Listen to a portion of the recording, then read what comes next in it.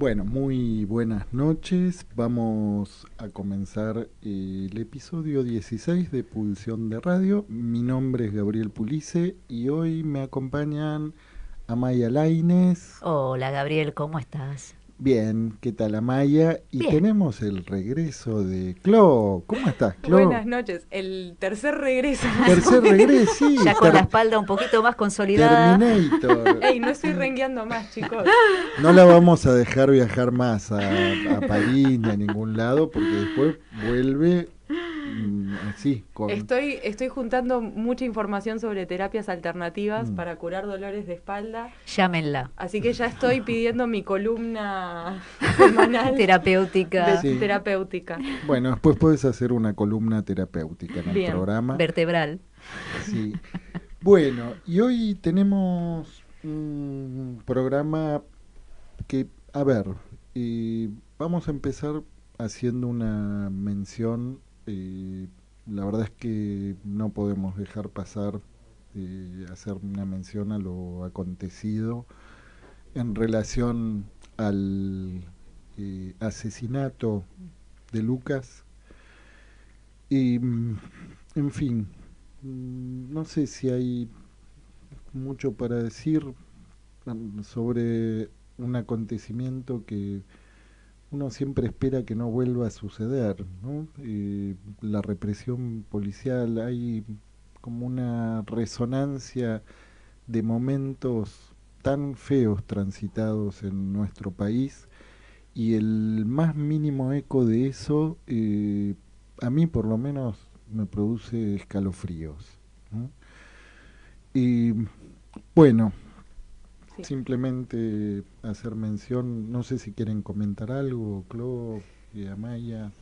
No, yo por mi Sobre parte acompaño completamente lo que decís porque yo personalmente estoy sin palabras de indignación y de tristeza. Sí, de indignación con el tratamiento que se le dio a través de los medios. Realmente Sí. hay momentos en que lo más vergonzoso queda tan a cielo abierto que resulta difícil ponerle palabras también. Bueno, y vamos con el programa. Y hoy vamos a tener una hora de entrevistas federal. Sí, Sí, totalmente. bueno, Tenemos a dos invitadas esta noche. Una que nos habla desde Londres, Catamarca, a no confundirse con otro Cierto. Londres, que bueno, que hay en otros lugares también. tenemos una invitada desde Londres y la otra desde... La otra desde Tandil. Es Bien. porteña, o sea, sí, es una residente de Buenos Aires, pero que circunstancialmente se encuentra en Tandil esta noche. Bien. Así que, bueno, quizás digo un par de palabritas antes de hablar con ellas. Sí, ahora ¿Querés? las vamos a presentar, Las vamos a presentar, cuando sí. en el momento de la hora de entrevistas. Y a ver, porque vamos a tener hoy un par de entrevistas también que nos hace llegar Germán Armando para el Rincón de los Libreros en relación a la presencia de Jorge Alemán en la presentación de su nuevo libro en la ciudad de Rosario. Y vamos a tener dos columnistas invitados hoy para la sala de cine. Diego Yaiche y Laura Salinas, que van hoy a oficiar de cinéfilos. Y bueno, vamos a escuchar un tema musical y a la vuelta vamos a nuestra hora de entrevistas. En Pulsión de Radio, ya se viene la hora de entrevistas. La hora de entrevistas. Bueno, comenzamos entonces con una de las entrevistas de esta noche, porque va a haber varias. En este caso nos vamos a meter en el maravilloso mundo de los abrazos, del abrazo, de los abrazos, de la diversidad de abrazos, del tango. Más específicamente del tango danzado, del tango danza, del tango social, el mundo de la milonga. Entonces, para hablar de eso... Pero yo me vine en zapatillas, ¿eh? ¿Me puedo quedar? Se puede. Se puede completamente bailar en zapatillas. Se puede bailar de cualquier manera. Bien. Y porque no sé si lo saben, pero yo bailo tango, chicos. Yo también. Bueno, también baila tango, es cierto. Hace un par de años que ya no, pero... Nos conocimos en una milonga, mamá. Es cierto. Es cierto. Nos Se conocimos en conocieron una en milonga. Sí. Y a través de un milonguero. Y a través de un milonguero. Exactamente. Y entonces las dos invitadas de hoy son también dos milongueras, bailarinas de tango, docentes, pedagogas de tango danza, dos amigas, hermanas de la vida, con quienes bailamos hace muchos años y tenemos un recorrido en común en las pistas de baile. ¿Quiénes son? ¿Quiénes son? Vamos a presentarlas. Son Ine Rossetti y Marie Joseba, que deben de estar ahí del otro lado de la línea.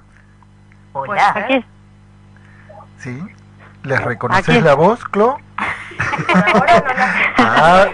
Ahí se... Hola. Le puso los ¿Qué auriculares. tal? Muy buenas noches, bienvenidas a Pulsión de Radio. Gracias. Hola, ¿qué tal?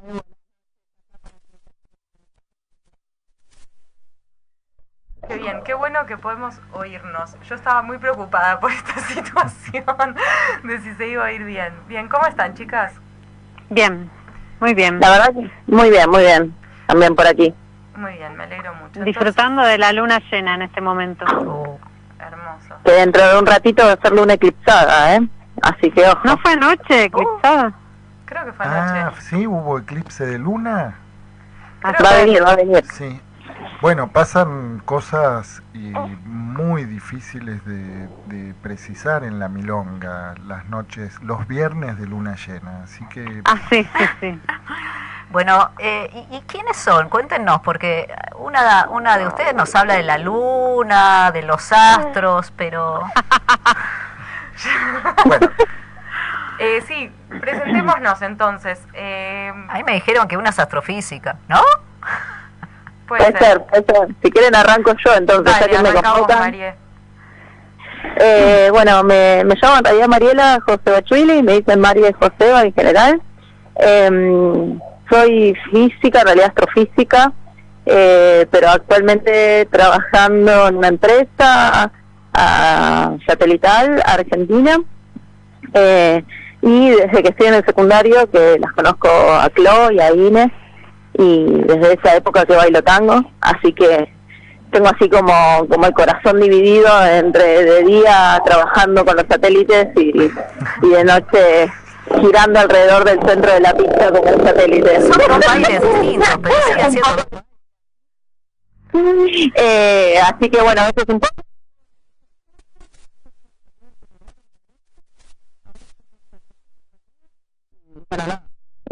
re contenta de estar acá en la entrevista. Bueno, qué lindo. Vos sabés, Marie, que uno de nuestros amigos, amigo mío y amigo de Diego Yaiche, es uno de los más reconocidos astrofísicos de la Argentina, que es el doctor Mario Melita. No sé si lo conoces. Sí, ¿Sí? Lo conozco. Trabajé con él dando clases incluso. ¿Sí? Ay, qué plato. Sí, que se participó también en todo lo que fue casi un escándalo de la astrofísica cuando se degradó a Plutón de planeta asteroide. Bueno, en fin, es otro tema. Y pasemos a Ine. Ine, ¿tenés ganas de presentarte? Bueno, está bien. Bueno, mi nombre es Inés Rossetti. Soy bailarina, me he dedicado a la danza por completo. Me formé en el IUNA, lo que hoy día es la Universidad de las Artes, en todo lo que es tango y folclore.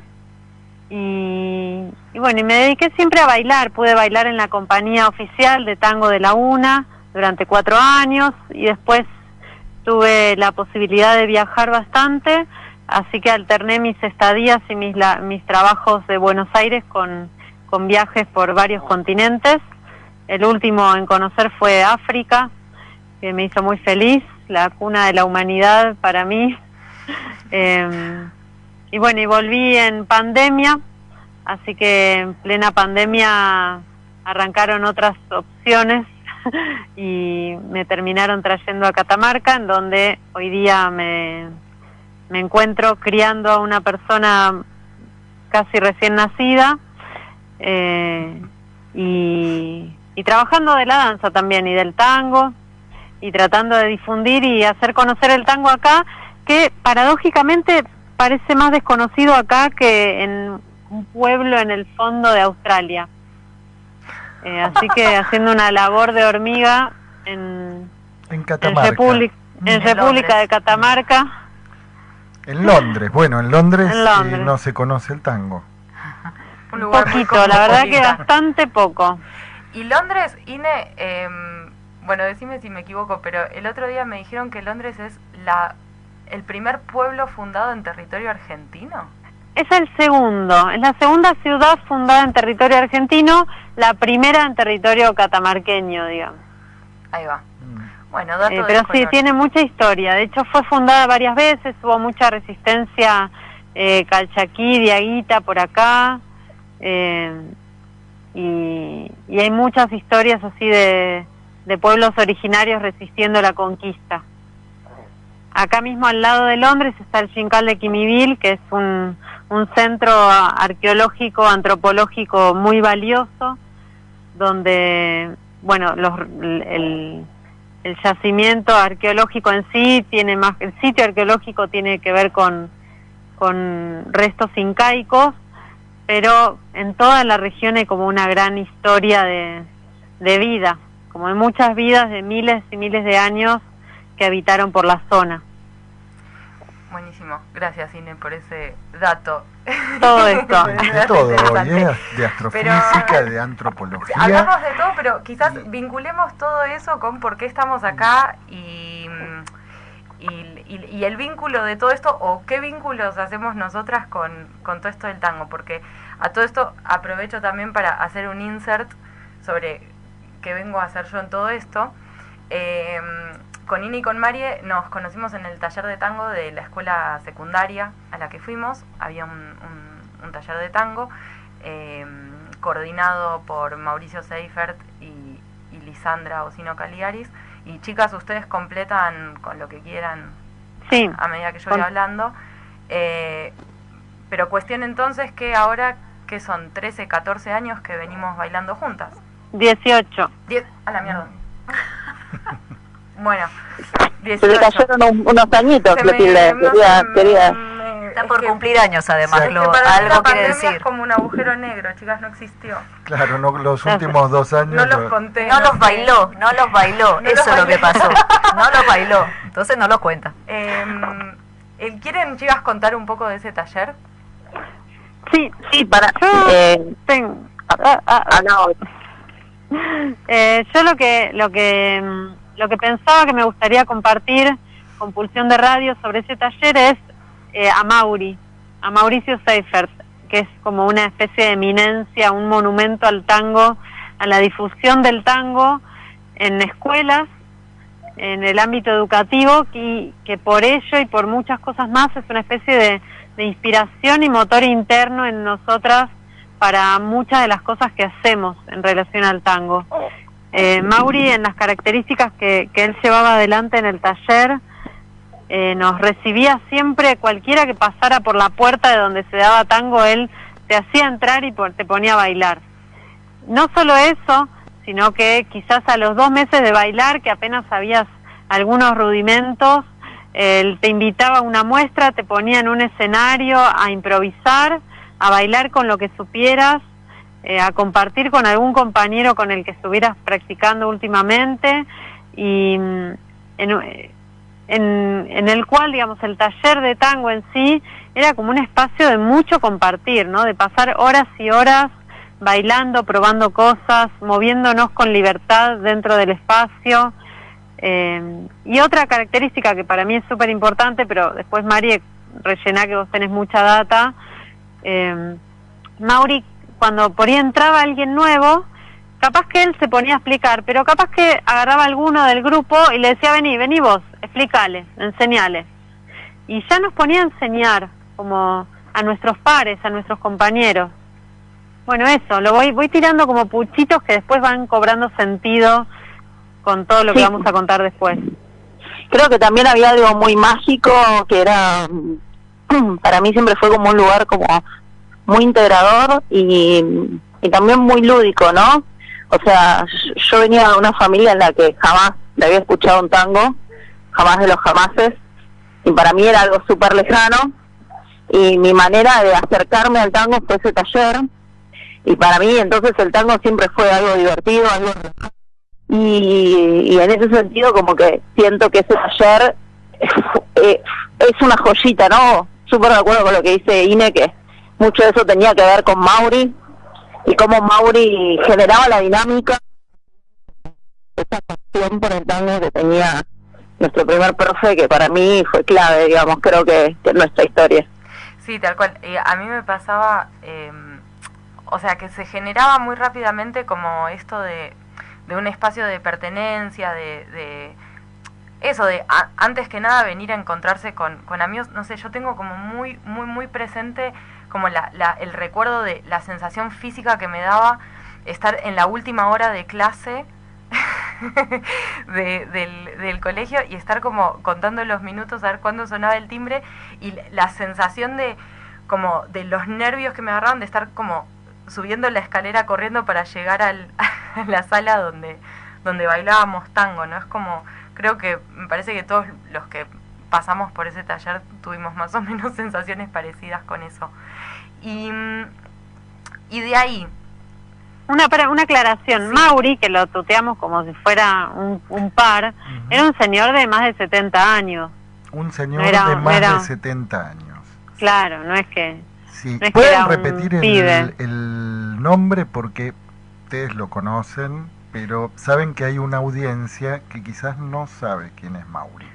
Mauricio Seifert.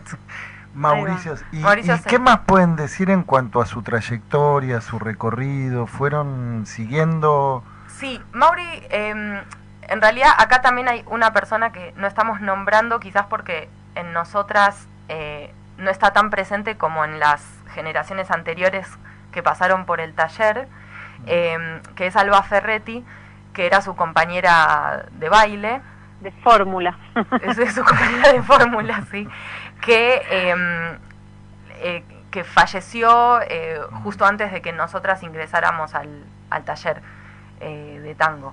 Y ellos, chicas, corríjanme si me equivoco, pero ellos dos tenían como este proyecto de llevar el tango a las escuelas primarias, a las escuelas secundarias, difundir el tango en estos espacios educativos, o sea, que el tango forme parte de la currícula. Exacto. Y desarrollaron también toda una manera de transmitirlo a niños. Eso. De hecho, hay un libro que se llama El tango en la escuela, que es escrito por Alba Ferretti, y en relación a eso, Alba y Mauri se formaron y trabajaron en equipo con Rodolfo Dinzel y Gloria en todo lo que fue el desarrollo del esquema Dinzel, que es una especie de método de enseñanza o un intento de método de enseñanza. Sistematización, quizás, ¿no? Sería la palabra. Sí, de sistematización, como para, digamos, en una época que era en los 80, donde parecía que el tango estaba medio moribundo, después de la dictadura, que justo hicimos referencia antes de empezar con la entrevista. Sí, estaba moribundo, o por lo menos parecía que estaba en un impas que, en fin, no... Exacto. Sí. Sí, o que en todo caso hubo como ahí un hueco generacional en donde como que la transmisión de la danza tuvo como un corte, digamos. Vacío, sí. Y creo que quizás Rodolfo y Gloria Dinsel también fueron como de esa época como los primeros, de los primeros maestros en volver a pensar una pedagogía de la danza y bueno, en el caso de ellos eso, sistematizar un modo de enseñanza. Sí, porque... Claro, tratar de volverlo a las masas. Sí, porque es lo que se me ocurría ahora pensando un poquito en voz alta, y es que hay como toda una serie de coordenadas culturales, incluso de clichés, ¿no? Del tango, que se van, digamos, como no encajan con las coordenadas de la época, ¿no? Hay, a ver, yo lo que les voy a proponer es, si les parece, vamos a escuchar un tema musical y a la vuelta me parece que sería interesante situar este cruce, ¿no? Entre las coordenadas tradicionales del tango y esta fuerza, ¿no? Esta potencia, este movimiento revigorizado del tango, ¿no? Sí. En donde hay una reformulación de coordenadas culturales también, ¿verdad? Totalmente. Bueno, vamos a escuchar un tema musical. ¿Se quedan en línea? Así es. Bueno, Entonces, si quieren, chicas, nos propongo un ejercicio, ¿no? Ya que veníamos hablando de estos primeros encuentros con la danza del tango. ¿Qué dirían ustedes o qué diríamos nosotras sobre qué es lo esencial, digamos, del tango? ¿En qué consiste? Si hubiese que explicarle a un alien qué es bailar tango. Bueno, a mí me ha tocado muchas veces hablar del tango o transmitir algo del tango con gente que no tiene ni idea, le hace turistas, y me gusta aclarar algo para correr a la gente del lugar fantasioso y cinematográfico del tango, que es llevarlo a lo popular, no a lo social. A partir de ahí me gusta nombrar que el tango es una danza popular, que nació como danza popular, a partir de gente común que se abrazaba y se ponía a bailar, que es una danza de abrazo y no es una danza de agarrarse y nada más, y que es una danza de improvisación. Para mí son como las claves del tango. Si pongo eso en vínculo con lo que decías vos antes, en relación a esto de códigos viejos, códigos nuevos, como que hay algo de esto que decís vos, Ine, que finalmente es atemporal, ¿no? Exacto, claro. Y que trasciende, digamos, cualquier moda o cualquier postura, no sé, dancística o coreográfica o lo que sea, que tiene que ver con improvisar abrazados, abrazadas. ¿Vos, María, querés agregar algo? Sí, se me venía a la cabeza como un poco enganchado desde la palabra esta de lo popular y un poco con lo que habíamos dicho antes de escuchar el tema musical, que así como es una danza popular, es una danza de encuentro, es una danza de abrazo, está muy vinculada o interpelada o atravesada por la gente que va a la milonga, por la gente que está bailando este tango. Y para mí tiene algo que, en esto de la transformación, de que ese espacio de encuentro tiene que cambiar o ir acompañando esas nuevas visiones de la vinculación social, ¿no? Sí. Y que hoy en día están mucho más atravesadas por cuestiones que tienen que ver con la construcción mucho más horizontal del conocimiento, el acceso al conocimiento, el también tener una visión con perspectiva de género, donde hay un montón de cosas de los estereotipos anteriores que representaban otra época del tango, hoy en día quedan un poco como desactualizados, y que ¿Cómo se naturalmente cruzan en la milonga, milonga esos paradigmas ahora?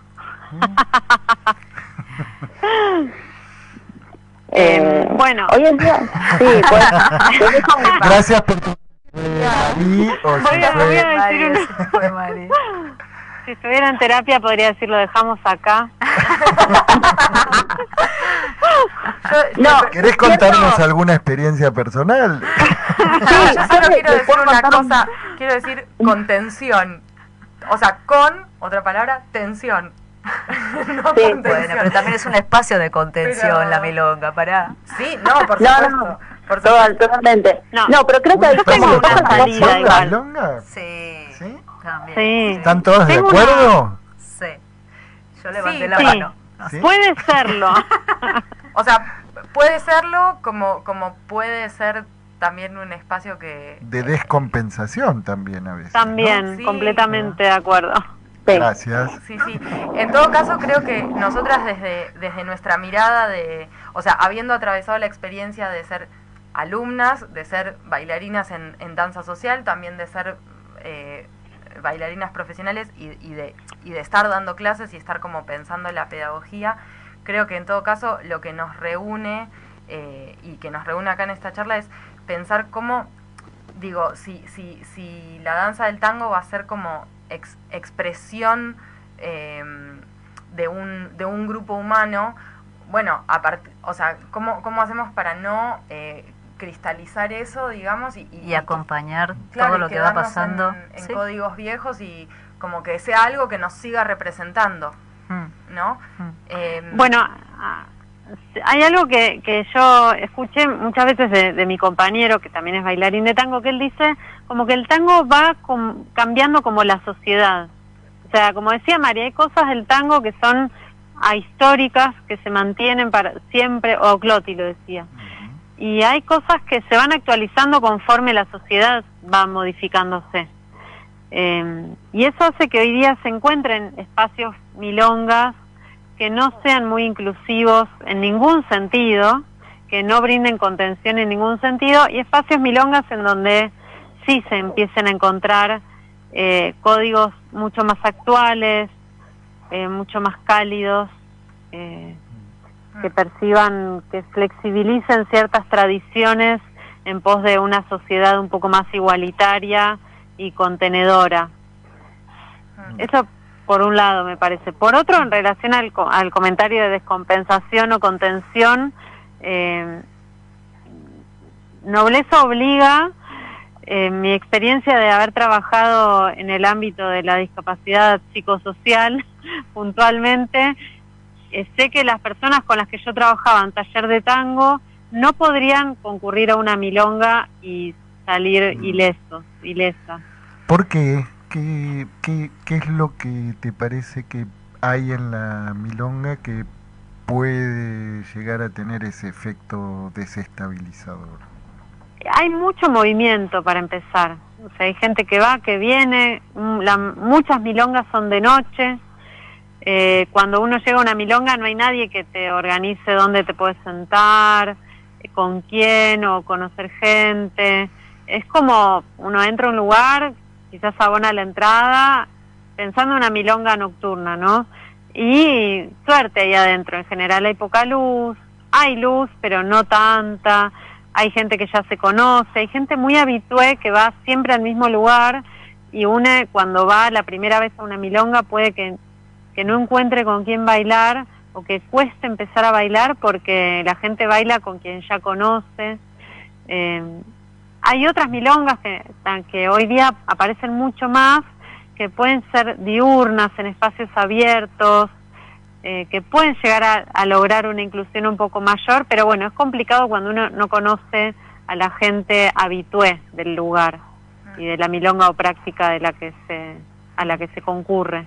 Y chicas, hablando de todas estas cuestiones de cómo, o sea, cómo va evolucionando el tango con la sociedad, o más o menos al mismo tiempo, qué sé yo, me da la sensación que en estos últimos años vienen como apareciendo también muchas iniciativas de agrupaciones o reuniones de personas que empiezan también en relación a esto, ¿no? A pensarse a sí mismas dentro del ambiente del tango y a pensar como con qué códigos quieren manejarse, y justamente ustedes dos participan de grupos así, vos Ine del MFT, que me encantaría que cuentes un poco de qué se trata, y vos Marie has participado muy activamente del movimiento del tango no se clausura.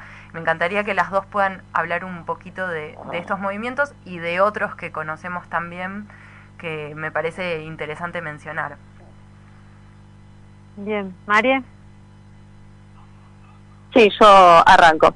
Yo estuve participando muy activamente del tango se clausura. Para mí, más allá del título del movimiento, que tenía un objetivo como muy particular y específico de una problemática que fue bastante transversal en todo lo que eran las milongas y los espacios de milongas en el 2017 principalmente, para mí lo más genuino de ese movimiento es que fue un movimiento que empezó de milongueros que empezaron a notar que sus espacios de pertenencia, sus espacios de participación, sus espacios de compartir estaban siendo clausurados, y no hay nada más genuino que un movimiento que surge de gente preocupada por sus necesidades, y que activamente empezamos a reunirnos, a pensar tipo qué podíamos hacer, a pensar como cómo el peligro podemos de ayudarnos. extinción, ¿no? Sí, estamos hablando, ¿no?, para contextualizar de esa ola que hubo hace unos años en la ciudad de Buenos Aires de clausura de espacios culturales, espacios teatrales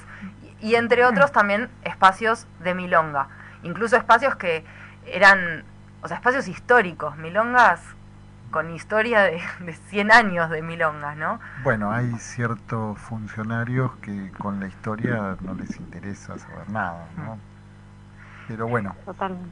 En Sí, ese pero contexto bueno, surgió lo ese movimiento. interesante, o por ahí lo positivo de eso, es que se pudo gestionar algo desde el trabajo comunitario, se consiguió una serie de abogados culturales que pudieron asesorar a los espacios para prevenir esas clausuras, para que en el momento que fuesen a clausurar, las clausuras no se diesen. Perdimos algunos espacios históricos se perdieron para siempre. ¿Cuáles? ¿Querés mencionar algunos? Cochabamba. Para mí el más doloroso para mí fue Cochabamba, Sí. que es una milonga que era una milonga histórica, que funcionaba en un club de barrio y que la clausuraron sistemáticamente. ¿En qué año se clausuró definitivamente? En el 2017, 2017, en la ciudad de Buenos Aires. en la ciudad de Buenos Aires. Los jueves de Ana Postigo. Sí, sí, Sí. sí. Y que es un espacio que realmente tenía mucha historia, muchísimos bailarines argentinos de mucho renombre salieron de ese espacio, Y era un espacio a la gorra, además.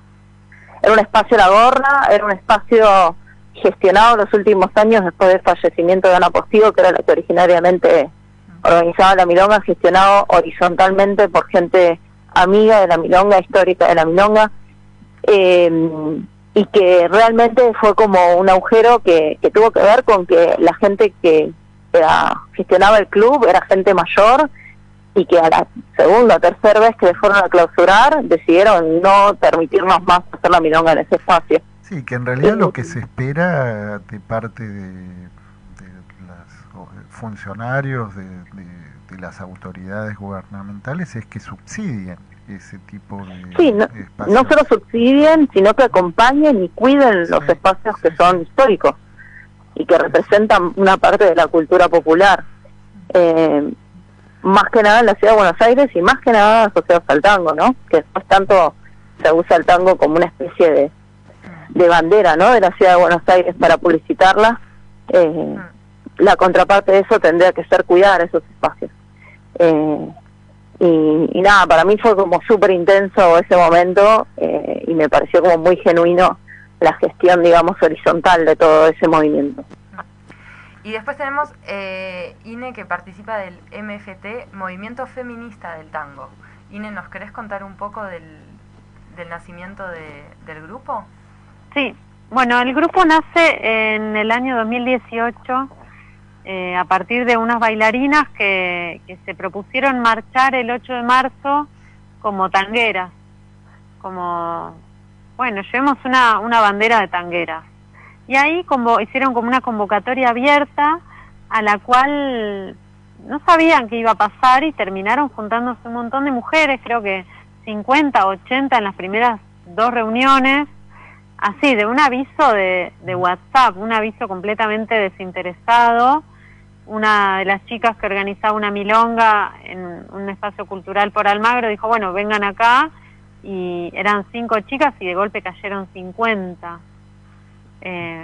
Bueno, y a partir de ahí empezaron como a surgir conversaciones en esos encuentros donde un montón de mujeres, que en el tango siempre estuvimos mediadas por hombres, o sea, pensando no en la tradición, en lo que hablaban antes, esto de los códigos antiguos o caducos, que no están tan lejos del hoy día. No están tan caducos. No están tan caducos. Y ¿cómo que? ¿Querés comentar algo sobre eso?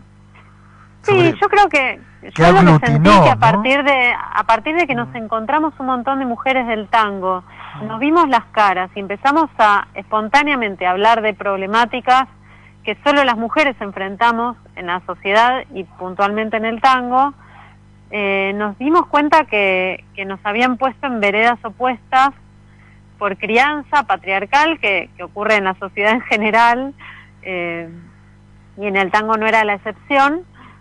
De golpe no nos hablábamos y no poníamos en común un montón de situaciones que quizás cada una pensaba que las vivía por separado. Y de golpe nos dábamos... ¿Cómo qué situaciones? Situaciones de subestimar. En mi caso a mí me tocó mucho lo laboral, ¿no? Yo ya siendo profesional me encuentro con que siempre nos fuimos subestimadas en lo laboral, con que en la milonga... Bueno, Mari puede contar mucho de las cosas que pasan por ahí en la milonga, que está mucho más en contacto con esos relatos.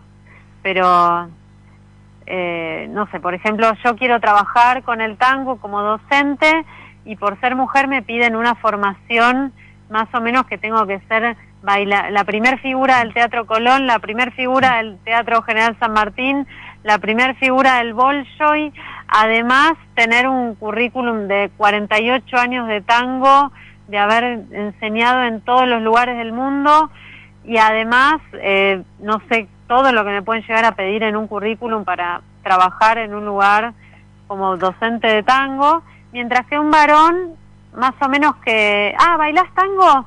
Che, venía a dar clases, ¿cuánto querés cobrar? Ese tipo de situaciones, digamos. Sí, hay muchos, varón... creo que se reproduce mucho, o sea, mucha invisibilización de bailarinas, creo que hay como muchos códigos que bueno, que son de la sociedad que se repiten en el tango. Que ¿Están acentuados en el tango? No sé si están acentuados o que en todo caso están presentes porque están presentes en la sociedad, quizás, digamos quizás podemos hablar más específicamente de cómo se expresan. Por ejemplo, a la hora de presentar una pareja de baile, se suele presentar primero el nombre del hombre, luego el de la mujer. Se espera que... Bueno, y también hay una cuestión, de edad, ¿no? O sea, el bailarín hombre va ganando también en prestigio y puede seguir bailando y bailando. La mujer bailarina ya no es vista de la misma forma como en la sociedad. Claro. O sea, hay un montón de aristas que son tremendas. Hay bailarines que son renombrados y son viejos bailarines, varones, que tienen como que se les agranda el ego y la fama. Sí. Exacto, se les agranda el ego y la fama con la edad y las mujeres quedan en un lugar de vieja. Sí, totalmente. Eso se ve mucho, viejos bailarines bailando con pendejas. Y ahí estamos hablando de códigos sociales, de conductas, de machismos, micromachismos del ambiente de la milonga, del ambiente profesional, sin mencionar todavía hechos de violencia de género abierta y explícita y verbal y física que muchas bailarinas profesionales han sufrido de parte de sus compañeros de baile, y en fin. Sí, ahí hay como se me ocurren 2 ejemplos también como de cosas que todavía están mejorando un montón, pero que sigo viendo gente que se sorprende. Por ejemplo, no sé, cuando invitan a un profe o una profe a una milonga a dar clases, en general pueden invitar a un varón solo, pero es raro que inviten a una mujer sola. Exacto. De hecho, si va una mujer, tiene que ir con un varón al lado. Exacto. Y después, respecto a la parte de violencia, hay cosas que no llegan a ser... hay muchas situaciones de violencia, pero también hay violencias que no son necesariamente físicas, sino que son más bien psicológicas. He estado en muchas clases, o presenciado muchas situaciones en donde la dinámica de pareja de baile se le atribuye la responsabilidad de no estar progresando profesionalmente o no estar avanzando en el baile a la mujer, como diciendo, vos porque no bailas bien, o porque no me seguís, o porque no haces esto, o porque no haces la otra. Y eso sigue pasando y son patrones que se han reducido un montón, porque hay mucha gente con una mentalidad que representa mucho más la sociedad actual, pero que son cosas que todavía hay que seguir trabajando y que no hay que dejar de mencionar para que no se repitan, ¿no? Bueno, y ahí, María, tocas un tema que a mí me parece re interesante, porque hay algo que pasa mucho cuando le contamos a gente que no baila tango, que bailamos tango, que es esto de, bueno, pero es una danza machista por naturaleza porque el hombre guía y la mujer sigue, ¿no? Como esta cosa, como un desequilibrio, digamos, de poder, entre comillas, o como si fuésemos cosas transportadas por hombres en la pista de baile, y creo que ahí linkeamos con cosas que decíamos antes, creo que ahí hay un rol importante de la pedagogía, ¿no? O sea, de cuestionarnos cómo bailamos, digo, no solo los códigos sociales de la milonga como espacio social, sino también en la danza misma, de qué manera podemos bailar una danza que nos represente más, digamos, en los vínculos que queremos tener, ¿no? Más horizontales y en donde las responsabilidades o las decisiones son compartidas. Perdón, antes de pasar a la parte de pedagogía, que me parece que nos va a convertir como en seres monstruosamente verborrágicos, como si no lo fuéramos hasta ahora. Algo más del MFT que me gustaría comentar para darle como un cierre a ese capítulo. Dale. Que a partir de estas reuniones, es que en 2 semanas más o menos pasó de ser una idea de marchemos el 8 de marzo, mujeres tangueras, a organicemos el movimiento feminista de tango, con mujeres, con un Facebook abierto con, no sé, más de 2.000 mujeres de todo el mundo ahí adentro, en ese momento se organizaron comisiones, una performance para salir a las milongas a mostrar cosas que no queríamos que sigan pasando, donde nos encontrábamos mujeres del tango, músicas, de instrumentos, de cantantes, compositoras, escritoras, bailarinas, milongueras, profesionales y no profesionales, digamos, gente mujeres que están en el tango por el tango social, como decíamos antes. Se organizó este MFT a partir de un montón de comisiones que se ocupaban de cuestiones audiovisuales, de cuestiones de comunicación internacional, de denuncias. Armaron el protocolo. Un protocolo, eso, se empezó a ver una comisión de denuncias porque empezaron a ver un montón de relatos que señalaban a los mismos sujetos o a sujetos a los que podíamos ponerles nombres y apellidos, que se podían nombrar como violencias específicas con ellos. Bueno, y eso, y se fue generando la necesidad de hacer un protocolo, como, bueno, cómo actuar ante una situación de violencia, cosa que antes era el histórico de, bueno, eso es cuestión privada, es cosa de ellos, y ahora, bueno, si estamos en una milonga y vemos una situación de violencia, ¿qué podemos hacer? Los organizadores y organizadoras de milongas empezaron a pedir ayuda al MFT en esa dirección, entonces se generó un protocolo de acción contra situaciones de violencia que puedan verse en la milonga o en un espacio público, y esa herramienta fue contrastada con organizadores de milongas y organizadoras, y se terminó presentando en el 2019 en el Mundial de Tango, en el Festival y Mundial de Tango, del mismo gobierno que clausura milongas, que hace un mundial a toda pompa, que no mucho a los artistas, pero bueno, y ahí también se presentó y se pudieron hacer preguntas y oficializar un poco la existencia de esta herramienta, que me parece muy importante, y a partir de ella... ¿Y con qué resultado? ¿Qué es lo que viene en lo sucediendo personal, desde entonces? Además de la pandemia, ¿no? Claro, bueno, sí, todo antes de la pandemia.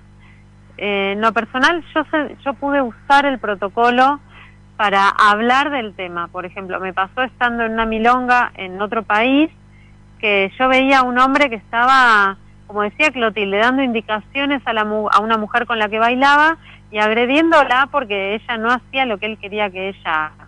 Una situación que era horrible, que todo el mundo la estaba viendo, porque encima era una milonga chica, y entonces a mí me sirvió el protocolo como herramienta para encarar a la organizadora y decirle, che, mira, siento que algo tenemos que hacer, porque veo a una mujer que está siendo violentada y no me parece justo que eso ocurra en este lugar, donde hay tantas lindas cosas que puedan pasar y donde no debería haber violencia de género. Y ahí la organizadora le conté de qué trataba el protocolo, y ahí entre las dos nos quedamos pensando qué hacer, y bueno, se decidió ¿no? Hablar con la mujer, sacarla del lugar, decirle que ella podía elegir no bailar con él, preguntarle si se sentía bien o a gusto con ese hombre que le estaba dando una clase de tango en el medio de la pista, cosa que no está bien, que es violenta en sí misma. Y bueno, para mí me sirvió en eso, en el sentido de poder actuar ante la situación de detectar una situación violenta. Che, y hablando, chicas, de protocolos, perdón, pero hago como un link intermundial, ya que nos queda poquito tiempo antes de tener que despedirnos, ¿por qué no hacemos un pequeño panorama del tango hoy, no? Porque en el medio, digo, pasó algo muy hermoso, que empezaron a surgir como lazos de solidaridad muy fuertes en el mundo del tango, que sean el MFT o también incluso entre profesionales de la danza, como no lo mencionamos, pero ya lo mencionaremos más adelante en otra ocasión, al TTD, pero en todo caso, hablar de eso, en cuanto a lazos de solidaridad, nos cayó la pandemia encima, el tango fue uno de los espacios más desprotegidos durante la pandemia. No existieron subsidios, no existieron líneas de subsidio ni de ayudas específicas para el sector. Entonces, si quieren, chicas, en muy pocas palabras, como 3 minutitos, ¿no? en 2 minutos. Claro, en 2 minutos resumamos como qué nos pasó durante la pandemia como colectivo tanguero dancístico y cómo estamos hoy. Y me gustaría terminar, por último, con una nota positiva. Me gustaría que vos, María, termines hablando de la milonga que organizás, para cerrar. Listo, ya les armé todo el programa para los próximos 2 minutos. En 1 minuto 45. No, tan pronto. Yo tengo por ahí voy a decir un solo ejemplo de la pandemia, un programa que se llamó CAST, que la idea era vincular gente que trabajaba en la milonga, o sea, que eran organizadores, gente que trabajaba en la barra, gente que daba clases, gente que eran bailarines y que se habían quedado sin trabajo y no tenían otra cosa que podían hacer y estaban en una situación muy delicada de laboral. Se armó una red en la cual los otros milongueros o participantes de la milonga, que teníamos un sueldo fijo y que podíamos donar algo de nuestro sueldo, apadrinamos o mapadrinamos a esas personas y las acompañamos durante la pandemia para reformularse. Para mí ese programa estuvo increíble, yo fui madrina de un par de personas y fue una experiencia hermosa poder darle como contención, pero de la buena, a un par de personas, que era lo que yo podía ayudar. Y al día de hoy, bueno, se van reabriendo los espacios de tango con cuidados, con protocolos. María, ¿cuáles son las recomendaciones para las personas que tengan ganas de salir a bailar tango? Primero, que todas las milongas tienen como una posición, hay un protocolo de milongas en la ciudad de Buenos Aires y los organizadores son muy sinceros en decir cuál es la dinámica de cada una de las milongas y cuáles son los cuidados que se tienen que tener. En general, todos los espacios que abrieron son espacios que están ventilados o que son amplios y tienen aforo, y se recomienda el uso de barbijo, aunque no sea estrictamente... Bueno, ahora en los espacios cerrados todavía es obligatorio, pero incluso en los lugares que son abiertos se recomienda. Y se recomienda también el no intercambio de parejas, ¿no? Como para poder también cuidar un poco las burbujas. Pero sí, se está bailando en Buenos Aires, por suerte, y mucha de la gente que estaba sin laburo, sin trabajo, pues está empezando, digamos, a poder reactivar su economía, que para mí es lo más importante, ¿no? Que no se pierda. Y María, si alguien quiere ir a bailar, por ejemplo, los miércoles, ¿a dónde puede ir? Estoy organizando una milonga en San Telmo que se llama Que Noche Bariloche, nos encuentran en las redes. Hay una terraza enorme, con parrilla y demás, así que súper invitadas y hay clases de baile, ¿no? Para los que no bailan. ¿Pero en qué lugar del mundo es eso? En San Telmo, en Tacuarí y Estados Unidos. Bien. Barrio bien tanguero. Bueno. 8:30 de la noche arranca la clase, ¿no? 8:30 de la noche arranca la clase, y la idea del lugar también, con esta visión de lo popular, es que queremos que la gente se sume, aunque no sepa bailar, aunque no tenga tanto conocimiento, aunque solo le guste escuchar. Entonces hay una terraza gigante con cielo y aire libre para poder ir a charlar y tomarse algo y comer algo también, además de bailar. Bueno, ¿Tacuarí cuánto esperamos... número, María? Sí. El número exacto, ¿Tacuarí cuánto? Tacuarí 905. Tacuarí 905. Vamos a ponerlo en la página. Bueno, saben que nosotros tenemos nuestro protocolo también aquí, y esperamos que la próxima vez puedan venir al estudio si están de paseo por Buenos Aires. Y Clo, vamos a tener que hacer... Gracias, chicas. Gracias por dedicarnos este tiempo, por compartirnos todas estas cosas. Bueno, yo a ustedes las veo pronto, pero les mando un beso enorme. Gracias por estar. Y atentos muchas a los gracias miércoles a Pulsión de Radio. Bueno, sí. Muchas gracias por venir. Y bueno, vamos a una pausa y a la vuelta volvemos con el Rincón de los Libreros. Vamos a viajar a Rosario con Germán Armando, Jorge Alemán y muchas cosas más. En Pulsión de Radio ya se viene El Rincón de los Libreros, la columna que en tu biblioteca no puede faltar. Bueno, después de este paseo por Londres y por Tandil, volvemos a nuestro episodio 16 de Pulsión de Radio. Voy, porque quedó pendiente en relación a los temas musicales, escuchábamos al comienzo del programa Depeche Mode con Strange Love, y a continuación escuchamos un tema de Genesis, Can Utility and the no me acuerdo cuánto. Y acá me queda hasta Coa en fin. Bueno, vamos a tener ahora en el Rincón de los Libreros dos entrevistas pero muy interesantes que nos hace llegar Germán Armando desde Rosario.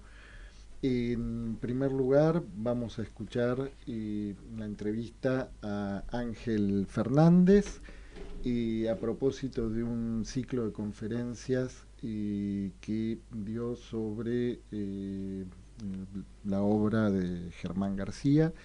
Y bueno, a continuación vamos a escuchar una entrevista que también tuvo con Humberto Lobosco a propósito de la presentación del último libro de Jorge Alemán, Ideología. Pero bueno, vamos con la presentación de la primera entrevista de Germán. Muy buenas noches, amigos de Pulsión de Radio. La alegría de volver a saludarlos desde la ciudad de Rosario. Gabriel, Laura, Diego y todo el equipo. Hoy no vamos a hablar directamente de libros, pero sí de algunos acontecimientos íntimamente ligados con los libros y con el psicoanálisis. Acontecimientos que tuvieron lugar en la ciudad en estos días y que no queríamos dejar de compartir con la audiencia. Me refiero a la presentación del último libro de Jorge Alemán, Ideología, a propósito de la cual estuvimos conversando con uno de sus presentadores. Pero primero quisiera empezar por otro evento que tiene que ver con una experiencia bastante singular de la que tuve la suerte de participar, y que fue un ciclo de conferencias sobre Germán García dictadas por el psicoanalista Ángel Fernández en la Sala Labardén bajo el título La gracia del margen. Título que me parecía muy seductor, pero cuando caí en la cuenta de que encierra un ingenioso anagrama de Germán García, me parece genial. Pero bien, decía experiencia singular porque me encontré con una escena que a lo mejor en esta época donde han proliferado tanto los Zooms, los Meets, el regreso a la presencialidad supone un recobrar en el cuerpo de un mundo de sensaciones dormidas. Pero creo que más allá de eso me encontré con una figura del conferencista que ya no abunda. Algo de una impronta temporal del orador, de alguien tan atento a lo que dice como a la sensibilidad de la audiencia. A alguien que realmente pone a la audiencia como protagonista. Hacía rato que no me pasaba y por eso me pareció que podía ser valioso conversar un ratito con Ángel para que nos cuente cómo surgió esta propuesta, pero también un poco de su búsqueda en general. Ángel tiene un recorrido, tiene todo un recorrido con la obra de Germán, ha asistido a muchos de sus cursos, ha supervisado muchos años con él, lo ha entrevistado y recibido en Rosario muchas veces, lo ha traído para presentar la novela La Fortuna, en otra oportunidad organizó una mesa redonda sobre lo que fundó Mazota 30 años después, junto con Juan Ritbo. En fin, es una de las voces más autorizadas seguramente, de las que yo conozco para hablar sobre Germán, y además de ser un lector apasionado de toda su obra. Ahora, yo quisiera arrancar preguntándote, Ángel, ¿cómo surgió esto de pensar las 3 conferencias sobre Germán? Bueno, las 3 conferencias sobre Germán probablemente ya estaban en el programa deseante de Germán. Tienen menos que ver conmigo, como mi voluntad, o como está de moda decir ahora, la creatividad de alguien, que con estar articulado de algún modo a este programa del deseo del otro, más la contingencia que se presenta, porque de esta conferencia venía hablando con Germán García en el último tiempo, mencionando la idea de armar algo así, y la última vez que lo vi, muy cerquita de la fecha de su muerte, ahí en Buenos Aires, en el bar que está enfrente a la Fundación Descartes, retomamos esta conversación. Y cuando le estaba planteando la idea de darle forma, él me dice: mira, vos querés hablar bien de mí, hacelo en público, porque vos me hablás de esto, me lees que mi obra, y yo no te creo nada, así que tienes que hacer algo que yo diga, qué bien lo que hizo Ángel, qué sé yo. Así que bueno, ese fue un primer cross a la mandíbula que tuvo que ver con eso. Después fue muy importante para mí la construcción que está viva en este momento, de la constelación García, que de alguna manera es ampliar, retomar, enriquecer la conversación que el mismo Germán abrió con psicoanalistas de Jujuy, con psicoanalistas de Salta, de Córdoba, bueno, toda la banda de Buenos Aires, Beatriz Gess, Marcelo Izaguirre, que los hemos invitado acá y que son interlocutores permanentes de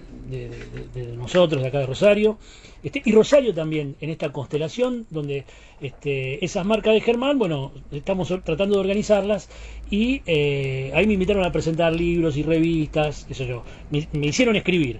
Eso también fue como una especie de cocina para cuando se presentó, digamos, la contingencia, que sería como el tercer elemento, si querés, que me encuentro con Fede Fricci, que estaba organizando un ciclo en la Sala Labardén. Con él me había dado lugar muy generosamente en un programa que tenía en la Rock and Pop para hacer un micro hace varios años, y bueno, creo que el peronismo también en el gobierno tiene cierta sensibilidad cultural que de pronto no encontramos en otros partidos, y bueno, de todo eso surgieron estas 3 conferencias. Haces ahí referencia a Fede Fricci y a la radio. Sí.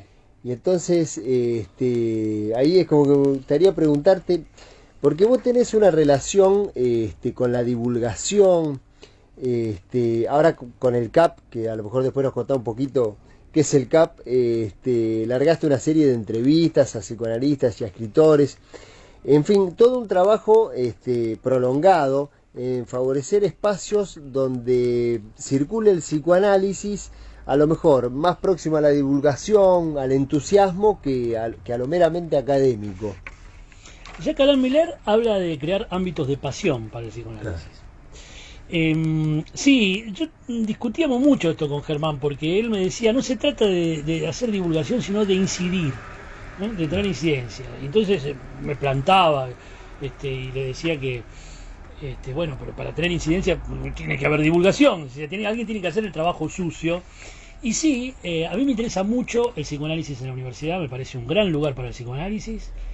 Y también me parece bien que el psicoanálisis esté en otros ámbitos, bares, librerías, radio, un poco por esta cuestión no solamente de deslocalizar los circuitos tradicionales y popularizar sin vulgarizar y conectar al psicoanálisis con el habla cotidiana y con los intereses colectivos cotidianos, sino también porque está bueno para mí no hablar de psicoanálisis, o sea, hablar de psicoanálisis sin necesidad de hablar de psicoanálisis, ¿no? Claro. No sé, vos me preguntabas de los micros, con Fritzi hacía, por ejemplo, un micro que era la AIA por el dolor, AIA, me duele, ¿no? Era la Asociación Internacional Analizante, ¿no? Entonces, era un chiste sobre, no sé, eran los analizantes los que defendían el psicoanálisis y no los analistas, y ahí había toda una serie de equívocos.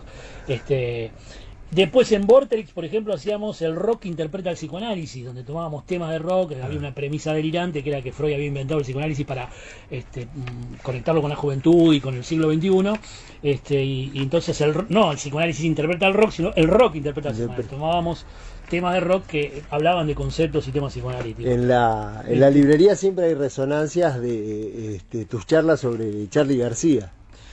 Bueno, esa fue otra cosa, esa fue otro tema, pero te iba a contar justo me hiciste acordar los de las radios, los micros, porque ahí había, por ejemplo, Planeta Cabezón hacía un micro en un programa de Javier Pérez que se llamaba Charly García contra la mentira de la insignificancia, ¿no? Era para rescatar al Charly narrador más que al Charly rockstar, porque a veces el Charly rockstar eclipsaba al narrador. Sí. En RTL también con Franchi, con Carrión, con Lala Brillo, todas las tardes iba de vez en cuando y hacía una columna.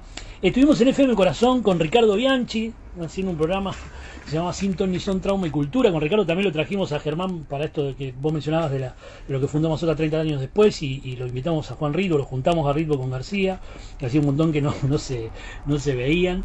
Pero lo que vos mencionás de Charly, te lo digo brevemente, eso fue algo que también está, ¿ves? Por ejemplo, eso no es psicoanálisis estrictamente hablando, es el otro García, es Charly García, no Germán García. Pero a mí me parece que el psicoanálisis no necesariamente está interesado en sus conceptos, en sus temas. A mí me parece que el psicoanálisis está interesado en la cultura, me parece que es eminentemente cultural, político, antes que terapéutico, aunque tenga efectos terapéuticos. Entonces, lo que yo proponía ahí, en una introducción a Charly García se llamaba, era un espectáculo en vivo donde yo recorría el primer disco de Charly, yendo a la cama al living, y mostraba cómo estaba organizado, como en 8 capítulos, desde lo que era la muerte de la dictadura, el encierro y el asco, la repugnancia encerrada de la muerte, a la salida a la democracia, la vida, digamos, con la zapada, los amigos y ese sol que volvía a salir. Bueno, eso no era psicoanálisis, pero bueno, era un artista de la talla de García, Dios para muchas generaciones argentinas. Me parece que el psicoanálisis le interesa mucho lo que los otros dicen, no lo que él dice de sí mismo. A veces es una cosa media tautológica que a la gente la cansa con razón, ¿no? Fenómeno. Bueno, y ahora si vamos un ratito y brevemente a lo que pasó en estas 3 conferencias que tuvo ese cierre en la terraza de la Labardén, que es un escenario particularmente precioso. ¿Qué nos decís? Bueno, fue todo muy gracioso, porque fuimos subiendo, empezamos como en el segundo piso, después fuimos al la primera en el segundo piso, el segundo, después fuimos subiendo hasta que llegamos a la terraza.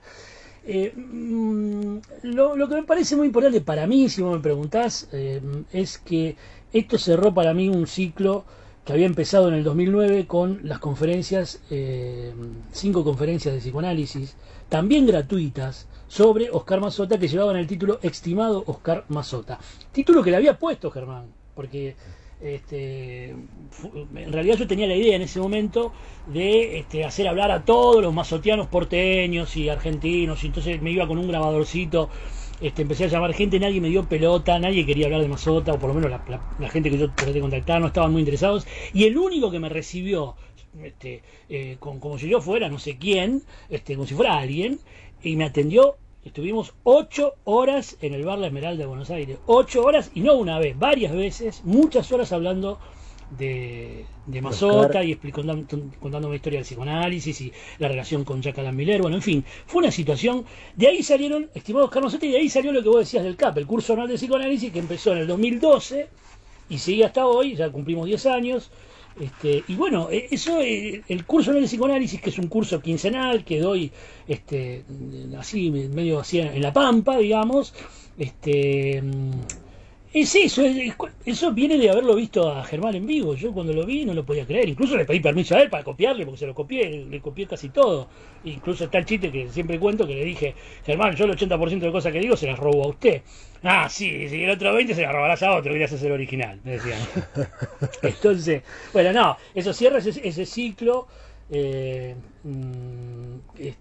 Empuja la cuestión del curso anual de psicoanálisis para seguir adelante, y está dentro como de una cosa también de divulgación. Los títulos que le puse fue Una extraña influencia, la primera, El cuidado de la enunciación y la intervención de la escritura, porque me parece que realmente García trabaja sobre planos muy distintos. Está el ensayo psicoanalítico, está la literatura, están las distintas intervenciones escritas, las fundaciones de instituciones que ha hecho, entre ellas la primera escuela lacaniana de Latinoamérica, junto a Oscar Mazota y algunos otros, que fue la EFBA. Y después ya toda una escuela en el aire que tiene que ver con conversaciones, con las charlas en los bares, con las entrevistas, que lo recopila 50 años de entrevistas en un libro de César Massa, que hace la recopilación extraordinaria de entrevistas a Germán García. Entonces hoy tenés toda una escuela en el aire, que no está en los libros, pero que esta constelación García está tratando de recuperar, y donde volvemos a contarnos anécdotas. El otro día estuvimos con Mónica Toselio, que fue analizante de Germán, contándonos anécdotas de cuando yo iba a hacer control y ella se analizaba. Y estamos como reconstruyendo esa cultura oral de Germán García, que para nosotros es tan importante, y que yo traté de plasmar como pude en estas 3 conferencias, que me pareció bien que fueran 3, porque era como una especie de cosa bastante sintética, y no pretendí de ninguna manera ser exhaustivo en el tratamiento de todo lo que hubiera habido, todo lo que había para decir, sino más bien a la gente que ya lo leyó, que ya lo vio, darle como una renovada expectativa de lectura y de atención sobre lo que yo considero uno de los capitales culturales más importantes argentinos del siglo XX, y a los que no lo leyeron nunca, que tengan una aproximación para ir metiéndose, porque hoy con un clic te metes en cualquier lado. Y me pareció bien como un empujoncito para el que quiera apropiarse y enriquecerse de este capital cultural que es Germán García, para todos los lectores argentinos. Muy bien. Créeme que los que asistimos a las conferencias nos fuimos con esa impresión y con ganas tremendas de leer todo lo que se nos cruce de Germán. Me han dicho eso, me han dicho. Me fui muy feliz yo también, y realmente me renovó a mí también la manera de leer. Estoy leyendo a García de otro modo. Es así, porque esta cosa digamos, de la divulgación, que es como el trabajo sucio de la incidencia, tiene un efecto transformador en los otros, si querés, pero también tiene un efecto transformador en uno, porque la divulgación te obliga a tener cierta claridad y recorrer ciertas hebras de una obra, de una incidencia, que no lo harías si no te tomaras ese trabajo. En muchos casos es lo más difícil de lograr, porque es lograr una simpleza sobre un pensamiento complejo. Claro. Y además adaptarlo a formato, porque esto que vos viste, y te agradezco mucho la generosidad con que valorabas la cuestión del orador y el protagonismo de la audiencia. El gran problema de la divulgación, al que le vengo dedicando muchos años y cada vez me hace más feliz, y ahora estamos con estas entrevistas del CAP, Los Amores del CAP, que hay una entrevista, puedo pasar el chivo, a Juan Ritbo, se llama Los Amores del CAP, Juan Ritbo, lo pueden encontrar, también alguien muy importante para el psicoanálisis en Argentina, acá en Rosario. Y el tema ¿cómo es? Es que vos tenés que adaptar a cada formato. No podés hablar en la radio como hablas en la facultad, no podés hablar en la facultad como hablas arriba de un escenario dando conferencias. Y la conferencia es una cosa, el curso breve es otra, el curso anual es otra. Entonces, esa diferencia, esa modalidad diversa de lenguajes me parece que le hace bien al psicoanálisis, que no seamos autorreferenciales, monotemáticos, que no entremos en una jerga pseudocientífica que termina siendo una especie de banalización y de vulgarización que a nadie le interesa. En cambio, generar nuevo modo de lenguaje para decir el psicoanálisis, como decía Germán García, de otra manera, bueno, me parece que es la tarea. Fenómeno. Ángel, agradecerte esta disponibilidad para esta mini entrevista y seguramente volvernos a encontrar en próximas emisiones. Yo estoy muy agradecido con vos, Germán, siempre tan generoso con el psicoanálisis acá en Rosario, agradecido con Pulsión de Radio y con toda la audiencia. Muchas gracias a toda la banda. Hasta la próxima. Abrazo. Bueno, escuchábamos esta muy interesante entrevista que estaba haciendo Germán Armando a Ángel Fernández. Y bueno, vamos a escuchar un tema musical y a la vuelta vamos a estar con un plato fuerte, que es también la entrevista que Germán hizo a Humberto Lobosco a propósito de la presentación del libro de Jorge Alemán en la ciudad de Rosario. Vamos a un tema musical.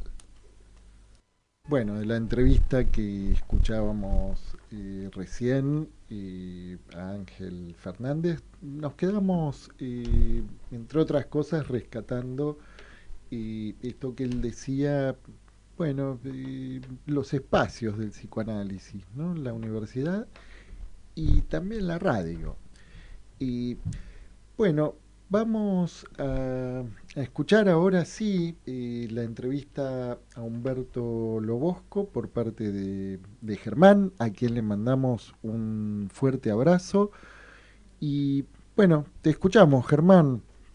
El segundo evento tiene que ver con que hace muy poquitos días, el 11 de noviembre, tuvimos la suerte de recibir en la ciudad al psicoanalista Jorge Alemán para presentar su último libro, Ideología.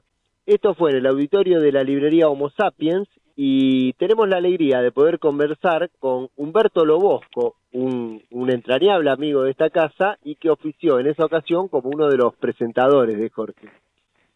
Humberto, bueno, la invitación a la charla, que era un poco también la presentación del libro, fue convocada bajo el título de El poder de lo siniestro versus el deseo de la emancipación. Queríamos que nos cuentes un poquito para la audiencia de Pulsión de Radio, qué se pudo escuchar esa tarde. Bueno, primero te agradezco que me hayas llamado. Sí, la conversación que tuvimos con Jorge Alemán,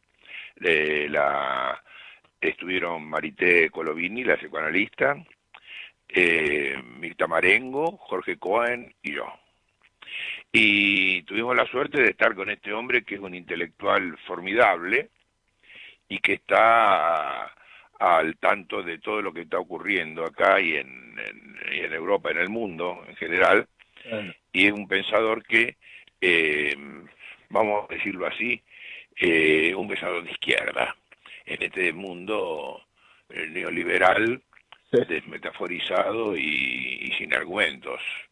O sea, por lo tanto, y aparte como es psicoanalista, va uniendo estas dos disciplinas, la política y el psicoanálisis, que como él bien dice, van dando choques, golpes, se van golpeando como los toneles que se van esquivando, que van golpeándose, pero esa relación es fructífera, ¿no es cierto? Genera resonancias una en otra.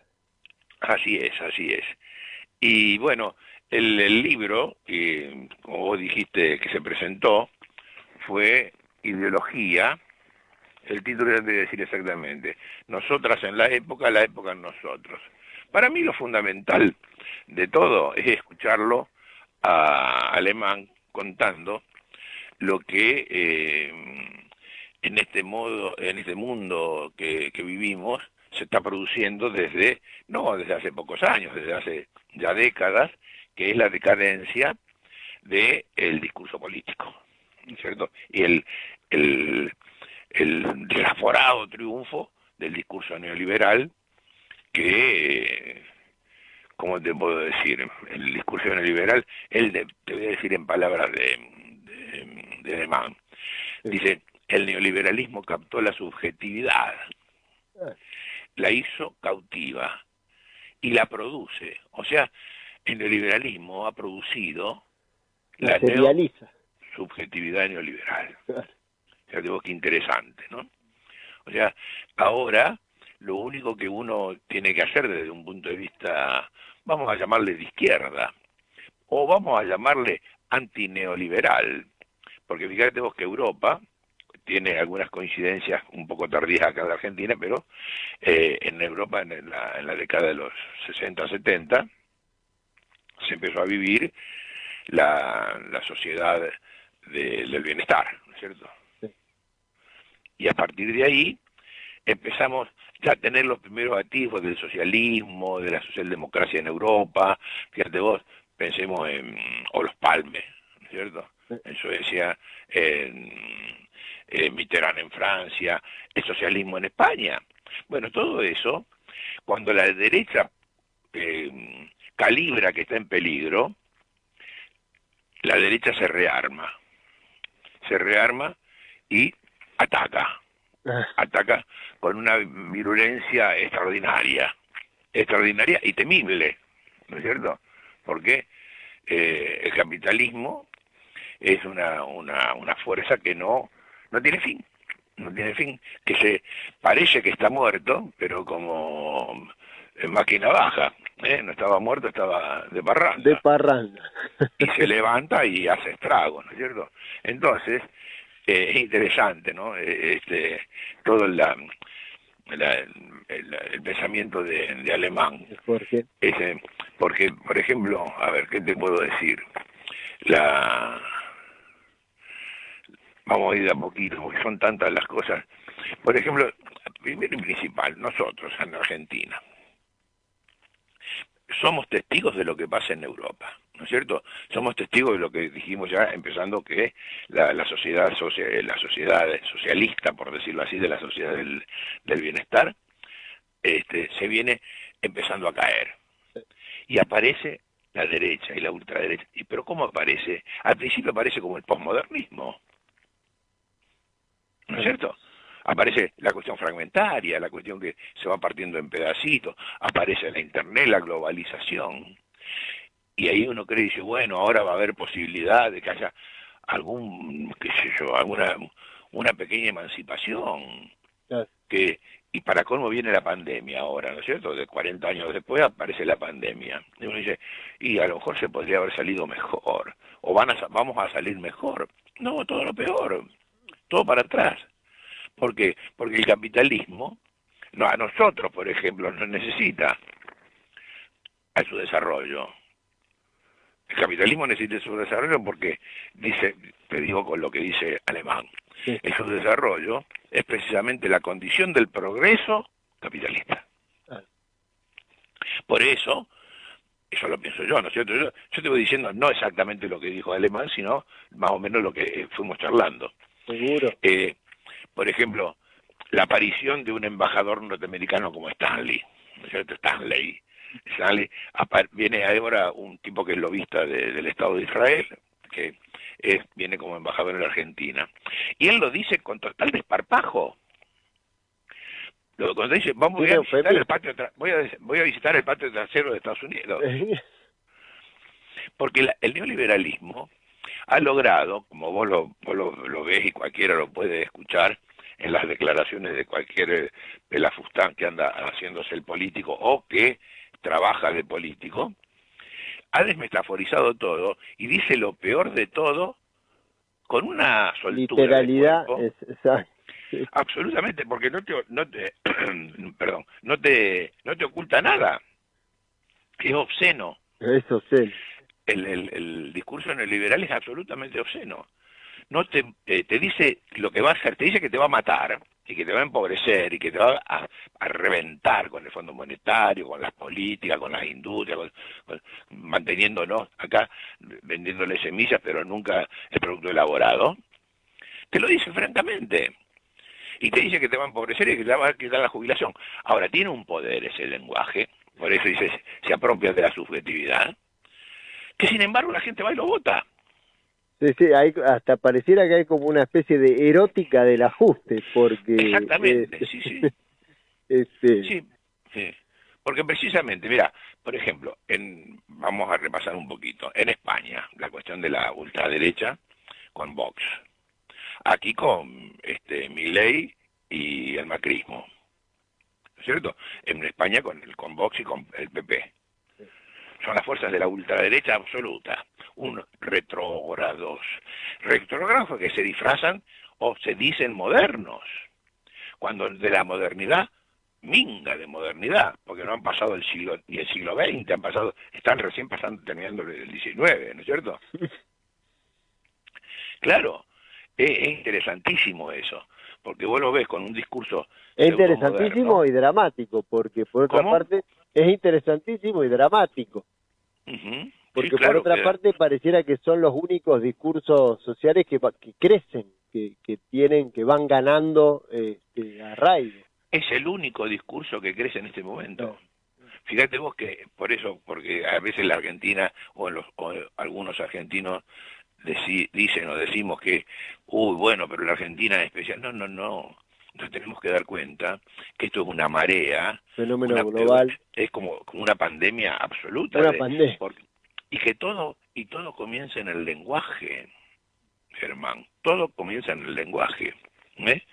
La ideología ahora es una cuestión que arrasa y lima. Fíjate vos que hasta todas las cuestiones más o menos revolucionarias han sido limadas para ahora pasar a ser una especie de mito de una tribu enloquecida. Tal cual. Por ejemplo, el Che Guevara. ¿No es cierto? El Che Guevara ahora está en las camisetas. El artículo de consumo. Claro, los pensamientos del 68. ¿Qué son ahora? Eslogans en los bares,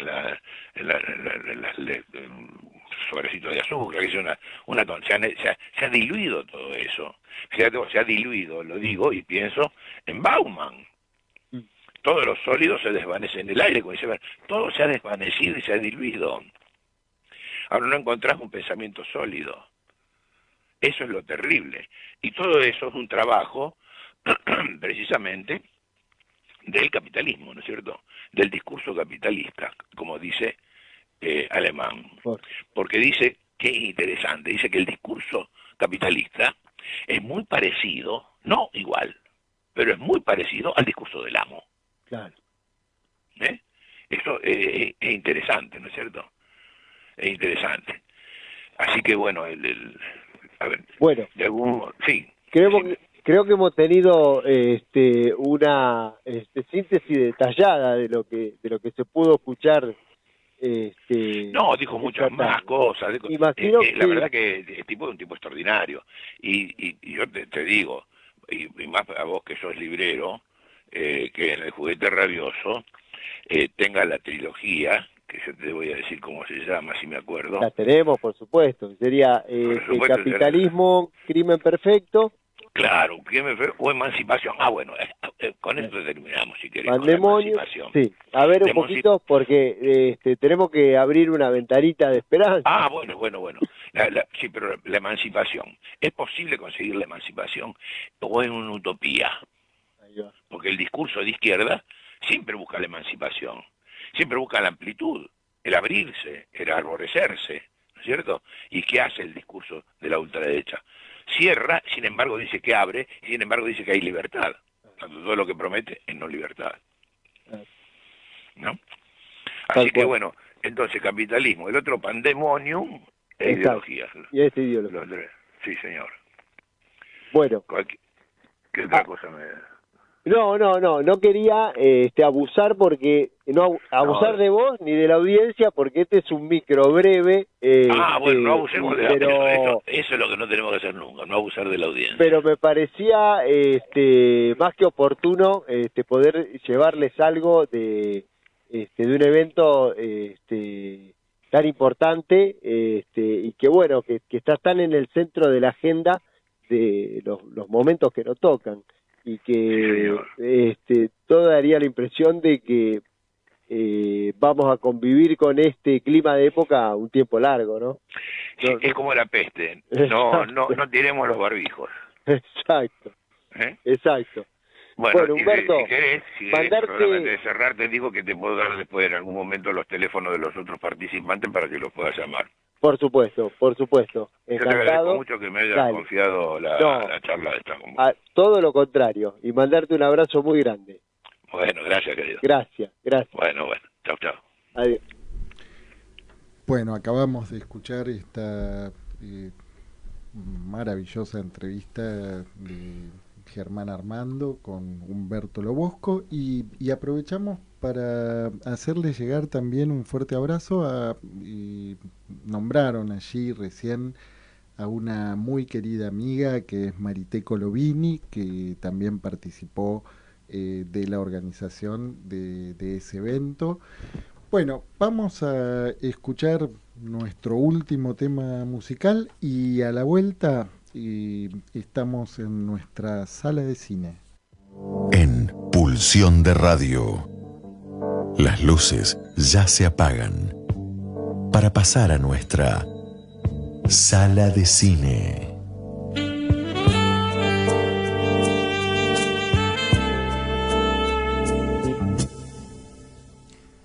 Buenas noches, Laura Salinas. Buenas noches, Gabriel Pulice.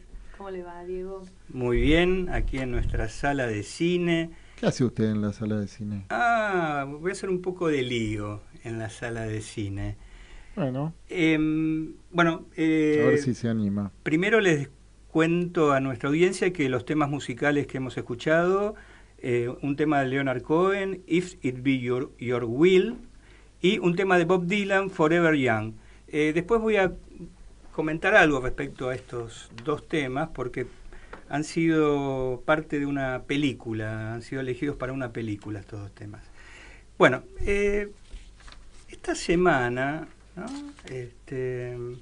Hubo un hecho que no pasó desapercibido y que a mi entender es muy importante. El 28 de octubre, Mark Zuckerberg anunciaba que a partir de ahora Facebook era Meta, ¿no? Este anuncio de alguna manera visibiliza y anticipa un cambio tecnológico que va a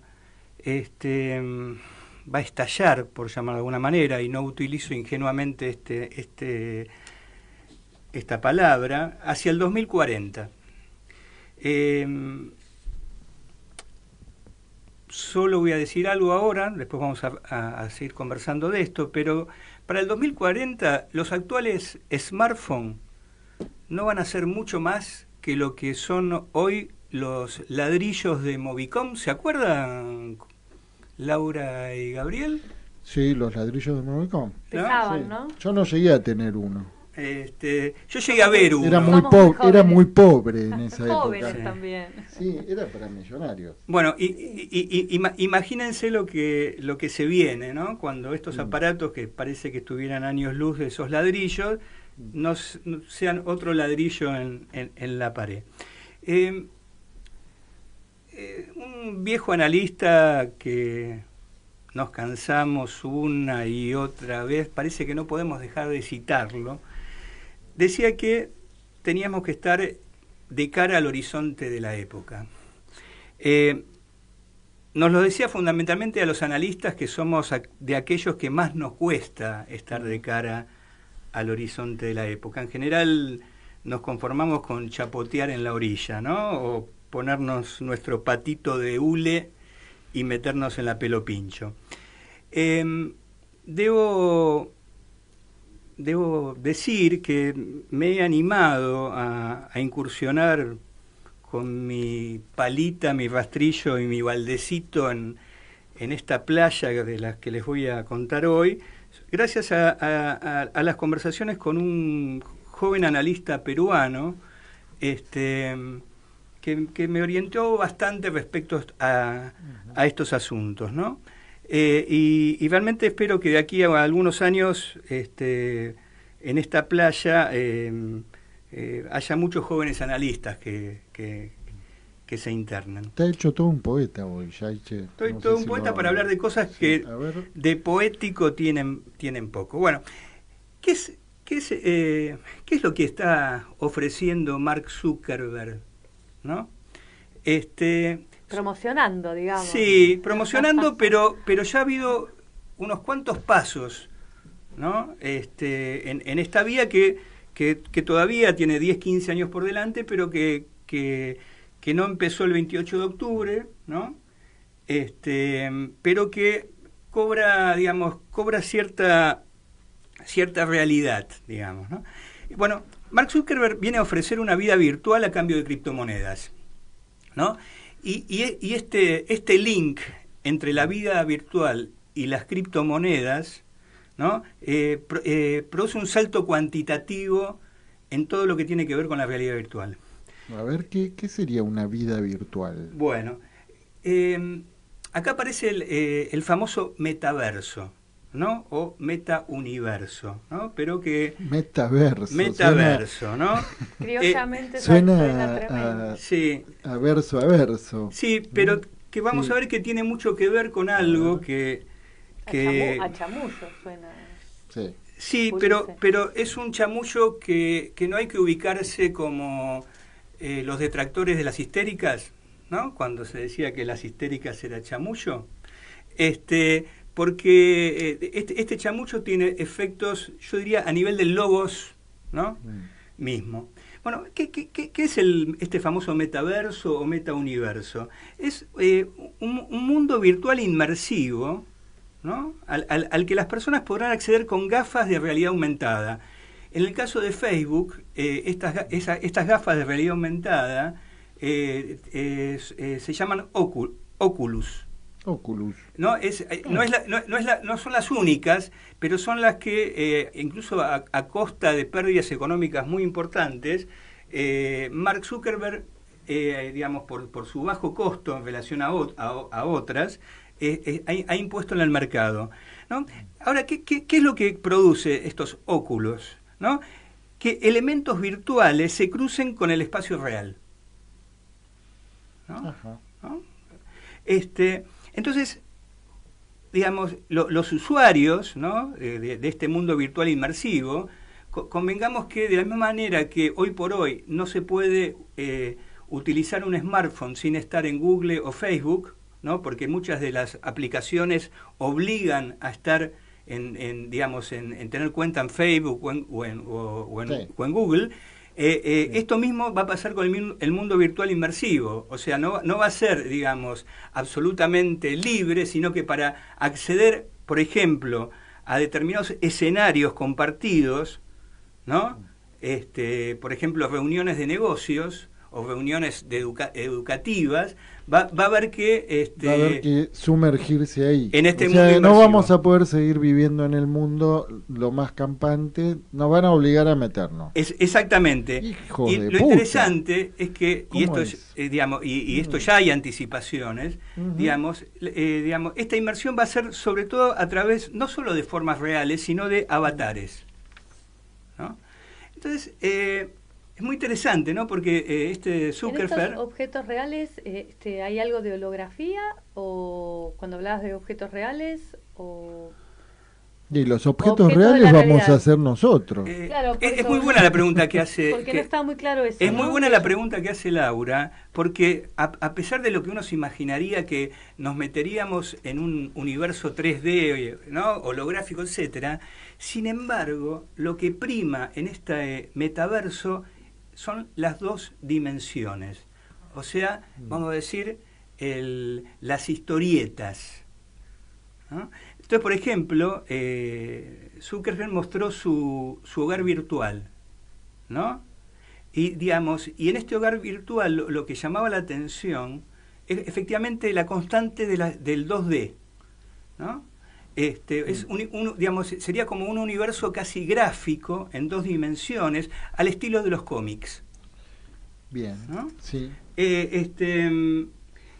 Obviamente detrás de esto hay un discurso de este es un universo para todos, ¿no? Desde Zuckerberg hasta el último niño del barrio, no sé, por llamarlo así, González Catán, ¿no? Todos Porque van el primero va a ser gratis la entrada.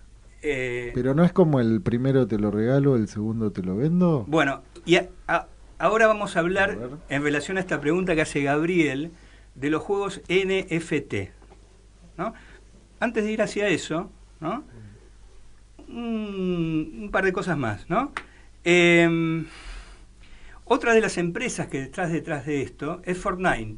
Fortnite de alguna manera es un anticipo, ¿no? Digamos, en una tecnología, digamos, más antigua, ¿no? de esta inmersión en este mundo donde se cruzan elementos reales y virtuales, ¿no? Bueno, hay un capítulo de Netflix, el de Striking Vipers. Ajá, exactamente. Es exactamente eso, ¿no? Sí. Y es interesante vos que mencionás la serie Black Mirror, ¿no? Y que esa serie nos permite ver claramente una característica de la ciencia ficción, y ya nos metemos un poco en la ciencia ficción. La ciencia ficción, ¿qué es lo que hace la ciencia ficción? En general la ciencia ficción monta en un escenario futurista, más o menos distópico, ¿no? Una situación que sobre todo hace al lazo social, que está actuando en el presente, pero que es necesario, para que no resulte chocante, situarla en un escenario futuro. Bueno, ¿sabes lo que decía William Gibson, que es uno de los autores más importantes del cyberpunk? Decía, el futuro ya está aquí, solo que no está bien distribuido.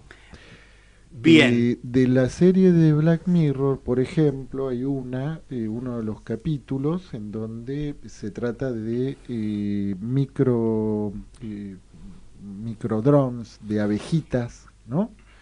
Que reemplazan a las abejas en determinado momento. Bueno, resulta que esos microdrones de abejitas en el Museo de Ciencias Naturales de Boston uno las puede encontrar. Existen. Excelente lo que planteas, Gabriel, porque justamente, y creo que la mejor ciencia ficción, el caso de Black Mirror es muy interesante porque esto se ve sobre todo en la primera temporada donde Black Mirror no la había comprado Netflix, ¿no? Digamos, yo creo que la mejor ciencia ficción de Black Mirror está en esa primera temporada, y justamente, digamos, los mejores autores de ciencia ficción dejan como pequeños guiños en la ciencia ficción. Por ejemplo, en el caso de Black Mirror, junto con esta tecnología, que sabemos que es tecnología de punta, que existe, pero que no está en el mercado aún, ¿no? En el mercado de masas todavía no llegó, ¿no? Pero que justamente en ese escenario se pone como si ya estuviera en el mercado de masas.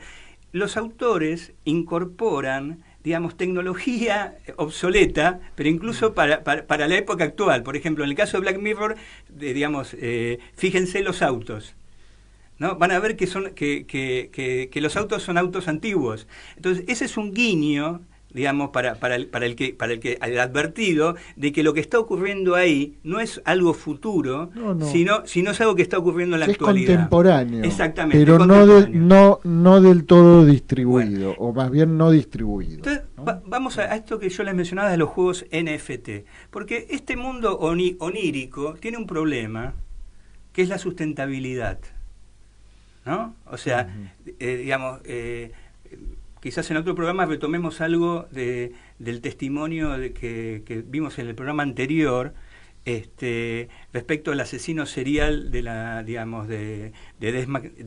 magnetizado, sí. De Ricardo Meloni. Exacto, ahí sí. Vamos a ver que lo que estamos hablando de hoy no es absolutamente ajeno a lo que hablamos en el programa pasado. Respecto a esto, Gabriel, sé que vas a hacer una presentación mañana, ¿no? Sí, mañana tenemos un evento que es en realidad una jornada preparatoria para las cuartas jornadas nacionales de psicología forense. Es una actividad que está organizada por la Asociación Argentina de Psicología Jurídica y Forense, precisamente, y anticipa estas cuartas jornadas que se van a realizar en la ciudad de Salta los días 16 y 17 de diciembre. En todo caso, después vamos a compartir la info, pero Diego, realmente es inquietante lo que traes. Parece que efectivamente estamos conviviendo, y es cierto ese guiño me hace acordar a una película que es un clásico del cine de los 80, que es la película Brasil, ¿no? Que anticipaba, ¿no? Los malentendidos entre humanos y tecnología, y en un escenario que era más o menos como lo que la Biblia y el calefón, ¿no? Exactamente. Es un claro ejemplo de esto de los guiños que dejan, sí, que deja la buena ciencia ficción, digamos, ¿no? Les voy a decir un par de cosas. Espero que en otro programa podamos retomar esto. Porque yo les Mire decía... que Laura tiene un guiño de Lacan también, que usted citaba antes, ¿eh? No, pero bueno, sí, podía venir después, pero en principio Lacan tiene varias posiciones, ¿no? Pareciera distintas en relación a la ciencia, creo que no, simplemente que va tomando diferentes aspectos, pero a título de la ciencia ficción y de lo que nos convoca hoy, él va a plantear que la única ciencia es la ciencia ficción, la única ciencia seria, dice, ¿no? Que es bastante enigmático también, porque él ha dicho algunas otras cuestiones en relación al sujeto en la clínica, al sujeto de la ciencia en la clínica, que podríamos después retomarla si quieren, pero ¿por qué está diciendo esto, no? Porque él, como Freud, se diferencia de la ciencia y quiere justamente preservar al psicoanálisis como un discurso que no tiene la posición de amo, la posición de un saber completo, ¿no? Que tiene la posición del científico en general. ¿Por qué dice esto, no? ¿Por qué dice esto de que la única ciencia verdadera es la ciencia ficción? Por ahí lo podremos retomar en otros no creo que nos dé hoy el tiempo. Sí, pero, Diego, vos querías redondear. Claro, sí, pero me parece, pero me parece por eso en relación a la anticipación, ¿no? Si hay algo ahí, ¿qué pasa con la temporalidad, no? Porque es interesante el giro que hacías recién de decir eso ya está aquí, ¿no? Como esta cuestión entre la anticipación, entre la futurología, entre lo que va a venir y lo que ya está aquí. No sé si andabas por ahí ahora, Diego. No, quería justamente contarles un poco esto que les habías dicho, que este mundo virtual inmersivo va de la mano, ¿no? de toda la tecnología de criptomonedas, ¿no? O sea, para que este mundo virtual inmersivo no sea un mero onirismo, necesita una economía, ¿no? Y lo que está tallando es, estos son los problemas que yo digo que los analistas tendrían que meter un piecito en el agua, ¿no? Invertir en criptomonedas. No, en enterarse a qué juegan los jóvenes, ¿no? Ajá. Y efectivamente, pensemos que estamos hablando de más o menos 1.000 millones de gamers en todo el mundo, ¿no? Y en este momento hay una explosión del interés por lo que se llaman los juegos NFT, ¿no? Que son juegos basados en la propiedad de bienes digitales, ¿no? Lo cual les permite incorporarse a una economía virtual. ¿Qué es NFT? La sigla NFT significa token no fungible, ¿no? Estos tokens no fungibles están ligados a todo lo que es la tecnología del blockchain, ¿no? En la cual se basa el Bitcoin, ¿no? Y son justamente son activos inimitables en el mundo digital. ¿Lo traduzco? Sí, activos no tangibles. El NFT permite que, por ejemplo, un Pokémon no pueda ser copiado, ¿no? Es como si fuera una obra de arte. Sí. Esto lleva, y esto lo vamos a retomar en otro programa, porque les voy a dejar una recomendación de una película, lleva, por ejemplo, ¿no? A poder tener bienes raíces virtuales. O sea, por ejemplo, alguien podría vivir teniendo una granja de Pokémones, por ejemplo, en el mundo virtual. Ya estamos sobre la hora. Les dejo una recomendación para que podamos seguir conversando de estos temas.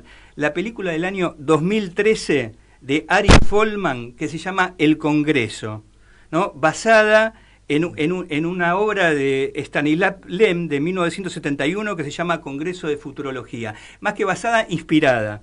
Bueno, se las recomiendo y otro día seguimos conversando. Bueno, se nos acaba de convertir en zapallo otra vez, Pulsión de Radio, y ya dieron las 12, así que nos volvemos a encontrar el próximo viernes a las 22 horas en Pulsión de Radio. Muy buenas noches. Buenas noches.